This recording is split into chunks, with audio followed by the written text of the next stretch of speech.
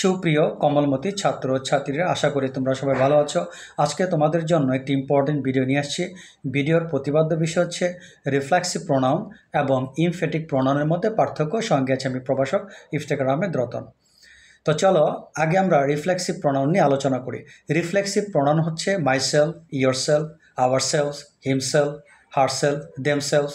এগুলোকে reflexive pronoun বলে যদি এই প্রোনাউনগুলো তোমার ভার্বের পরে বসে বা অবজেক্টের পরে বসে। যেমন ধরো, হি কিল্ড হিমসেলফ, এখানে ভার্ব হচ্ছে কিল্ড, কিল্ডের পরে বসছে, সো এটি reflexive pronoun. She fans herself, herself reflexive pronoun, কারণ ভার্ব ফ্যান্সের পরে বসছে।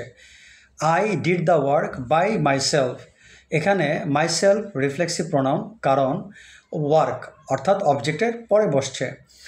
আই ডিপেন্ড অন মাইসেলফ, এখানে মাইসেলফ রিফ্লেক্সিভ প্রোনাউন, কারণ ডিপেন্ড অন অর্থাৎ ভার্বের পরে বসছে। এবার আসো ইমফেটিক প্রোনাউন। ইমফেটিক প্রোনাউন আর রিফ্লেক্সিভ প্রোনাউন প্রায় একই রকম। এই যে মাইসেলফ, আওয়ারসেলফ, হিমসেলফ, হারসেলফ, এগুলো যদি ঠিক সাবজেক্টের পরে বসে তখন তাকে আমরা ইমফেটিক প্রোনাউন বলি। যেমন আমি নিজেই কাজটি করেছিলাম, I myself did the work, তুমি নিজেই কাজটি করেছিলে। You yourself did the work, তারা নিজেরাই কাজটি করেছিল।